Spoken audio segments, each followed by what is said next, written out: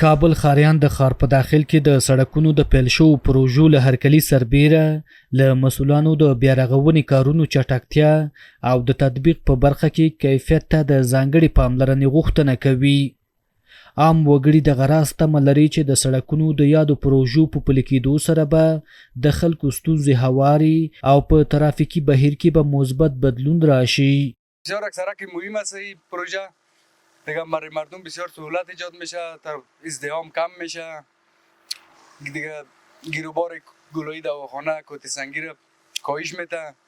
دیگه این سرک برای مردم زمینه کاری هم جور میشه، اینجا کاروبار میشه. قبلا ساحه مسکونی بود، حالا یک ساحه تجارتی تبدیل شده. ښاریان غوښتنه کوي چې په راتلونکي کې د هم په هغه سیمو کې چې له ښاري اسانتیاو بې برخې دي ورته پروژې پلي شي. گپ خوب است که می‌سم چه سرک‌ها جور شوه. دیگه سابقا که بود دیگه سرک‌ها دیگه خودتون می‌دیدین بسیار فرسوده و خراب بود. مردم به زودی مریض شه، به یک جای رسیدن نمیتونه، دم خیر و شر یا اون گپا صحیح رسیدنی نمیشد. و بسیار خوب شده از شهرولی کابل تشکر میکنیم.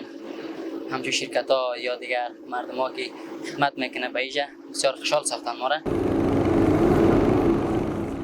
په همدې حال کې د کابل ښاروالۍ مسؤلان وایي چې سږکال پر 115 انکشافي پروژو کار پیل کړی چې یوازې 9 پروژې د سړک جوړونې دي.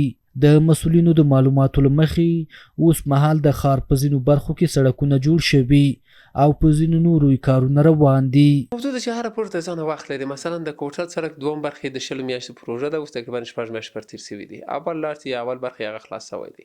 مثلا د مزنګ سړک تقریبا د 14 میاشتې دی. دغه سي د قصبې سړک د 12 میاشتې دی. د میدانوي ګمرک د سړک د 20 میاشتې لپاره دی. دا مختلف النوع دي، هر یو خپل دغه شرطنامې سره مخ ته ځي. موږ سړکونه د شرطنامې سره سم جوړیږي او ان شاء الله الرحمن د کیفیت برابر باندې ټول شهریان ته ډاډ ورکوو چې هغه کار به وشي چې هغه په شرطنامې کې موجود وي. پر کابل ښار سربیره په یو شمېر ولایتونو کې هم د لوی لارو د بیارغونې چارې پیل شوي او ځینې ګټې اخیستنې ته سپارل شوي دي.